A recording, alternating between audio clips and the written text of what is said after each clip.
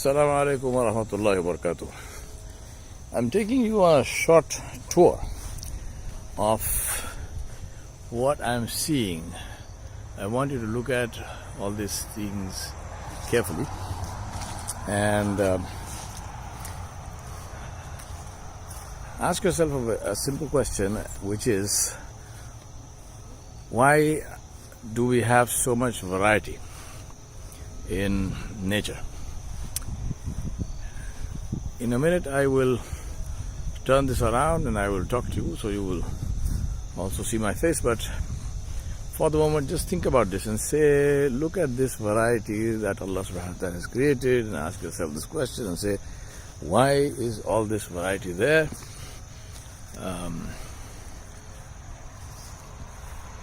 This incidentally is a plant which is called the burning bush. It is now turning in the fall, and it will become completely red, and then you can understand why it's called the burning bush. Biblical reference to the story of Musa alayhi salam.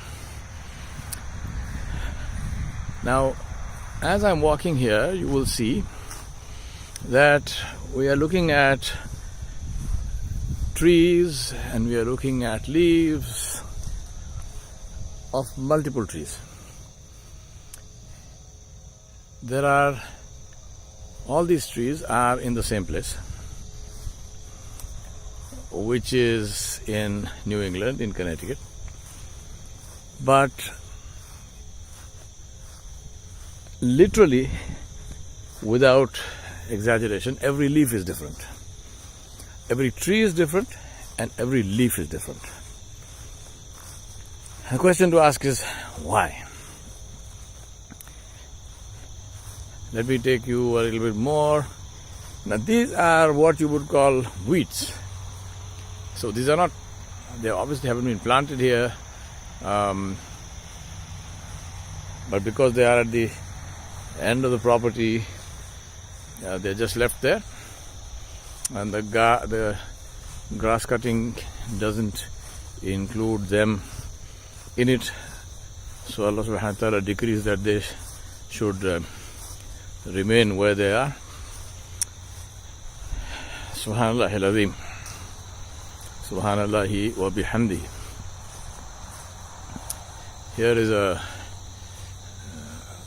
Christmas tree, and see the conifer, see those leaves and the little cones, the pine cones, but it's a different kind of pine. So the cone is not that big, it's a small cone.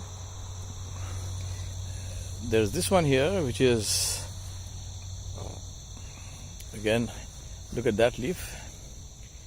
How beautiful, how small, and see the positioning of the leaves. If you look at them, it is like dichotomous positioning, where the leaves are positioned in such a way that every leaf is able to get sunlight.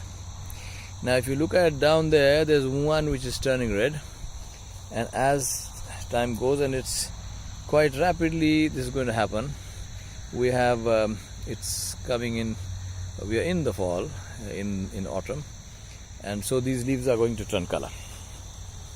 Some of them will fall, as is happening in here.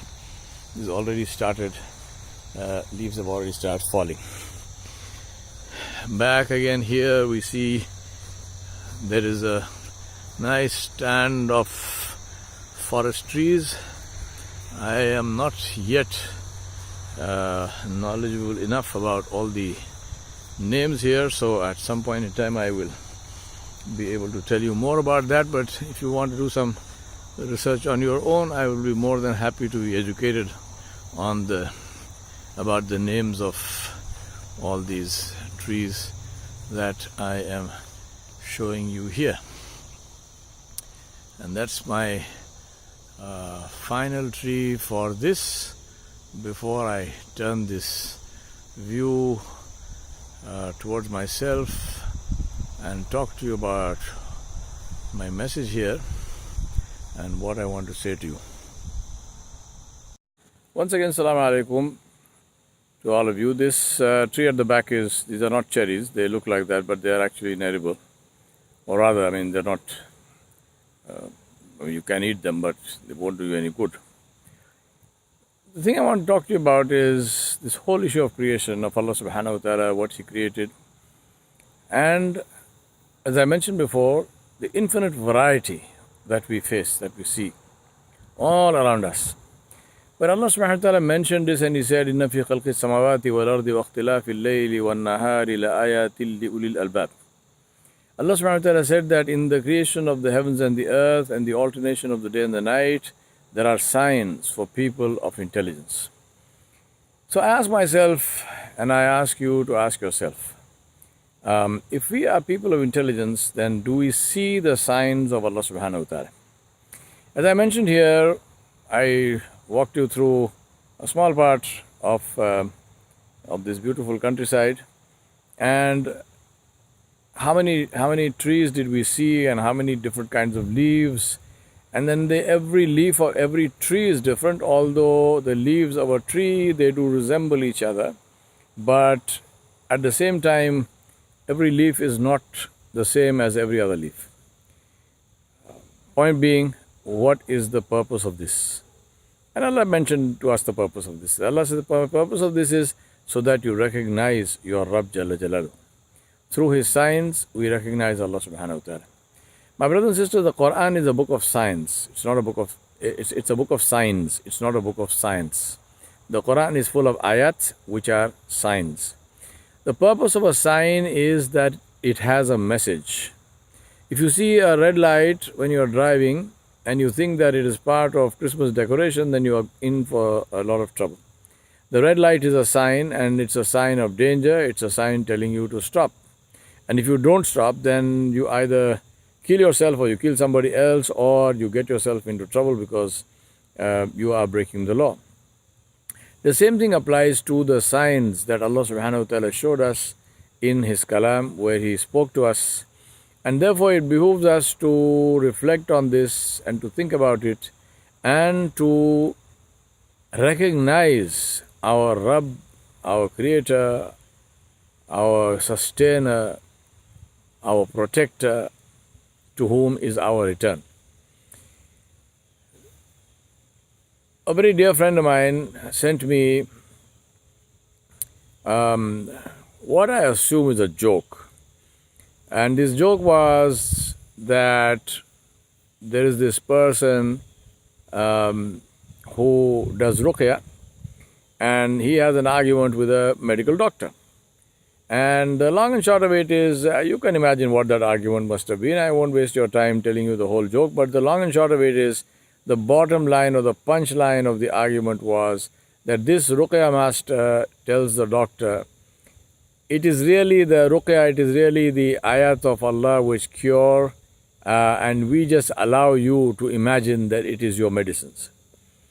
Now, apart from being a particularly ignorant and arrogant statement, it draws my attention, and I want to draw your attention to this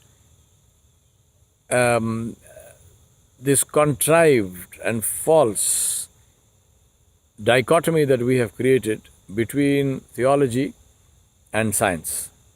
There is no dichotomy, in fact, between theology and science.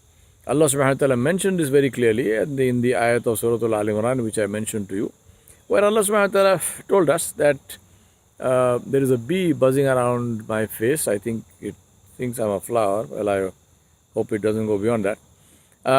Anyway, so Allah subhanahu wa ta'ala told us that in His creation are His signs, and people of intelligence, al-ulil albab, are those who can see those signs and who can recognize those signs. There is a detailed lecture of mine on this, which I'm going to ask Omer to put in the description of this video.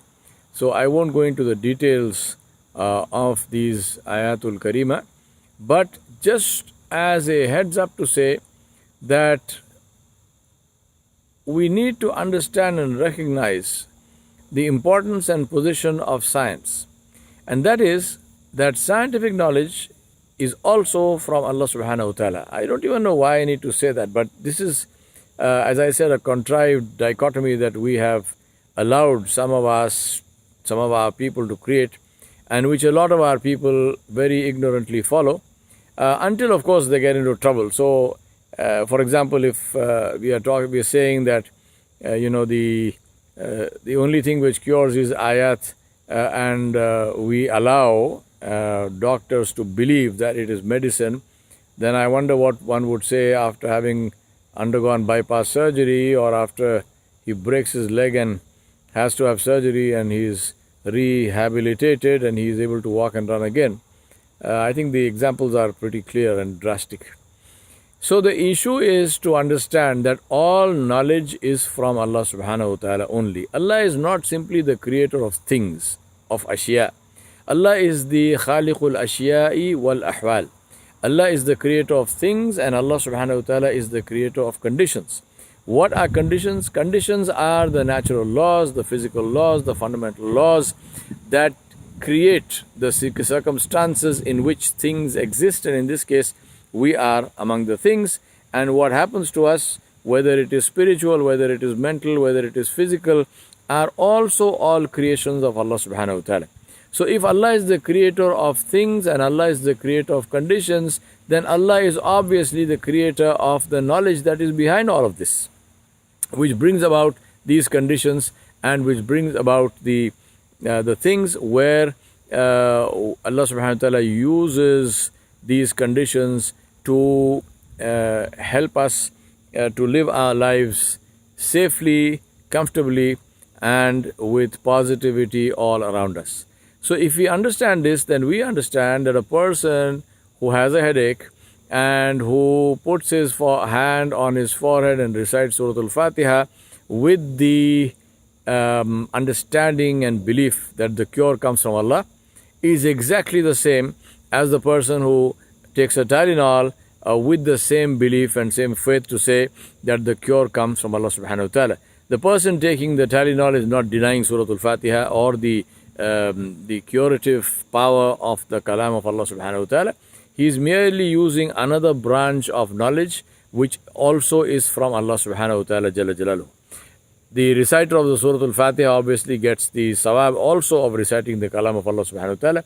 But I'm not talking about that. I'm talking about the permissibility and the acceptability of different branches of knowledge as being from Allah subhanahu wa ta'ala jalla jalaluhu himself alone. And final point I want to make in this is Allah subhanahu wa ta'ala has mentioned this once again in Surah Al-Fussilat in the second last ayah, where Allah subhanahu wa ta'ala said, سَنُرِيهِمْ مِنْ آيَاتِنَا فِي الْآفَاقِ وَفِي أَنفُسِهِمْ حَتَّى يَتَبَيَّنَ لَهُمْ أَنَّهُ الْحَقِّ. Allah said, surely and definitely we will show them our signs in the afaq, in the creation around them, as well as within themselves. And that's what I was trying to show you in the afaq, not as in the heavens, but in the earth, the signs of Allah subhanahu wa ta'ala. Allah said, we will show them this until it becomes clear and manifest to them that this kalam is the haqq. My brothers and sisters, it is very important for us to approach the Quran al-Karim in a way in which it is meant to be approached as the speech of Allah, as the kalam of Allah. And Allah is telling us, look at my creation.